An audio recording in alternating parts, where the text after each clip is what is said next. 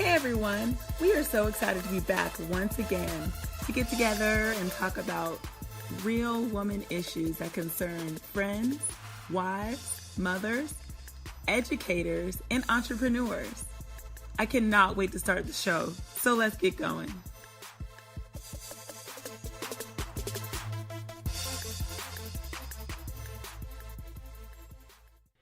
And we are back once again. Spotlight. Gonna get this party started right.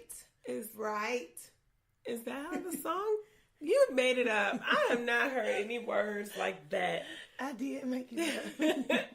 We are finalizing our list of 9 things that, let's see, 9 signs you don't have quality friendships and how to fix the problem. And that's an article we came across. And we are actually on number 789. If you can remember, we said wait until you hear all 9 before you go to your delete list of your friends, okay? Yes. So we said that if someone maybe hits about 7 or 8 or 9 of these things, then maybe they're not good friends, or, you know, people just reassessing who we call friends and why we keep them as friends. And giving you a list of things that you might have to address even with the ones that you want to salvage. Right. Or if you feel like you are one of these things, that's something that you might want to fix as a friend before your friend hears this podcast and deletes you. Yep. So number 7, and we'll just go over all 9 at the end, but we'll just go ahead and jump in to 7. Mm-hmm. You feel like your friendships are one-sided. Where you're doing all the calling and you're doing all the bringing the coffees. Yeah. It says you should feel like you get back as much as you give, as opposed to being an endless well of support, attention, and energy for someone else. Oh. Which is true. Why are you looking like that? Because we've been through that before. Remember, I gave up on some folks. I was like, bump it. Yeah. It's just kind of like, when you realize that, because sometimes you're just in it and it's like, this is what I'm going to do, this is what I'm going to do. But then, right. Once you sit back and realize it, then maybe it's not the best. Right. And you have to move on. Yes. You don't look forward to time with them is number 8. Ooh. So you're going through thoughts like, oh, Lord. Let me get mine right. We about to hang out again. What's she gonna be? Lord, please let her be in a good mood today. So in general, you should look forward to time with friends. But if you generally find yourself trying to avoid spending time with them or try to get out of social obligations with them, it could mean it's not a very good friendship to begin with. So that takes some introspective thought. Like, you have to think about, why do I feel like I keep wanting to say no? Yeah. Why do I feel like I should be doing other things besides hanging with them? That's interesting. So, do you feel like anyone has ever felt like that toward you? That they're dreading it? Okay, so I'm going to tell you. Uh-oh. Y'all know I felt that way recently, only because this friend that I'm just on her. Because I have to stay on her. Right. Because sometimes her other friends are just talking to me about things that they're concerned about as well. Like, I might be concerned about stuff, but they'll just come and talk to me about it. But no, I'm not going to do that. I'm going to talk to you about it. Okay. And so sometimes I feel like I may push her too much, so that might be why she's dreading being around me. Because they don't want to move from a place of complacency. Yeah. Huh. Well, that's in your opinion. Yeah, that's my opinion. So, interesting. And number 9, the last one. And I feel like some of these are tying into the previous ones. So, I was wondering that. 9 says you don't feel like you have someone to depend on. Which I feel like it goes back to number 6 that said someone to call when you need them. Right. Kind it of is. like Those that. are very, very similar. It says another personal tip. I've always felt that the mark of a good friend is someone you can call on when you're really in trouble. And they'll drop everything to be there for you. If you don't have at least one friend in your life who you think fits the bill, it can be an indicator you're short of meaningful relationships. So, yeah, we talked about this in the last one, and that whole, what do we consider an emergency and what our family knows. Like, if our friend is in trouble, then everybody knows, like, she's going to be out. Right. And, yeah, so what do you think about our list? Oh, we said we would go over all of them. Just in case you're just tuning in on episode 29, our spotlight. Number 1 for signs you don't have quality friendships and how to fix the problem is you're always doing the initiating. Yep. Number 2 is you feel like your friendship is an emotional roller coaster. Number 3 is your friends only reach out when they need something. Number 4 is you constantly make excuses for them. That one was really interesting. Number 5 is you're often lonely. Number 6 is you feel like your friends are unreliable. Right. So that one's similar to the...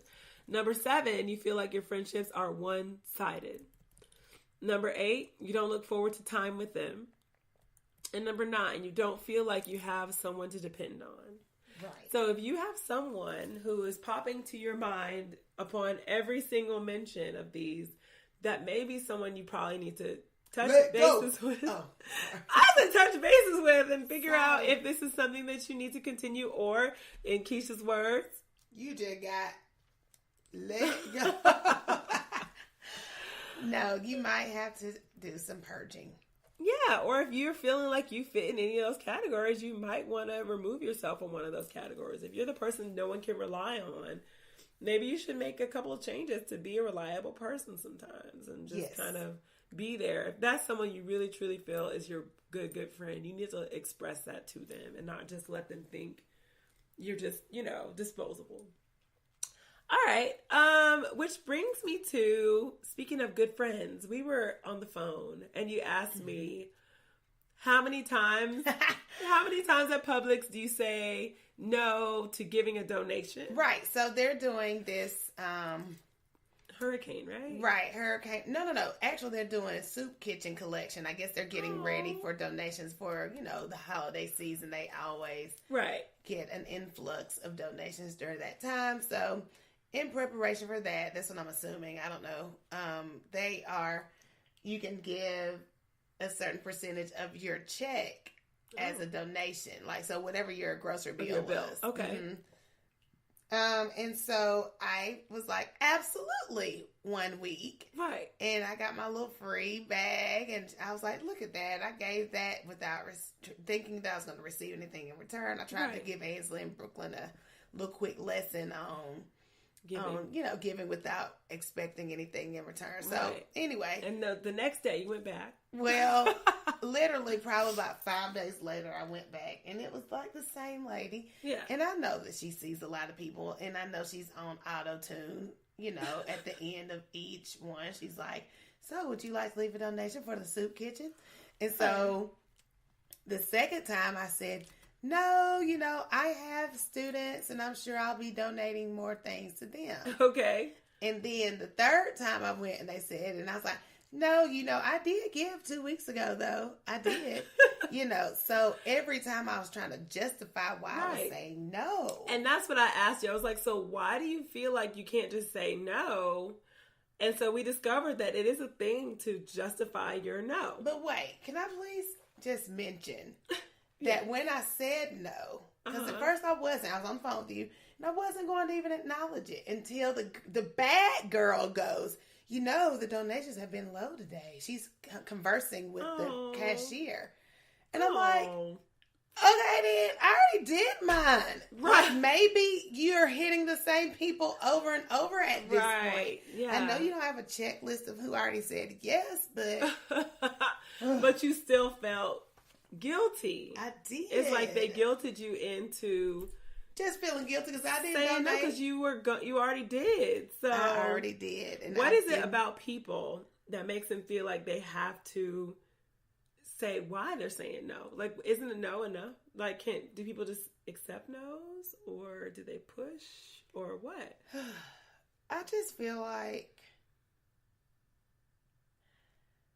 sometimes people feel like if I don't explain this, I'm gonna be people might view me as a bad or selfish person or an ungiving person. Okay. Like, that's what I felt like with the whole soup kitchen donation. I'm like, I need her to know I already gave. So let me say this out loud so she doesn't think I'm selfish. And it's funny because I've said, oh, I already gave earlier before, but then I've forced myself to not say anything. And it has been the same result, but inside, like, I would just finish the sentence like, no, I give. You know what I mean? Like, telling myself. But then I was like, why? And that's why I asked you that, because I know that I've done that too, where it's like, I gave earlier, or, you know, trying to say, like, let them down easy or something. Yes. When really, it really is about us. And I wonder if it's a pleaser syndrome as well. Yeah, you don't want them to think.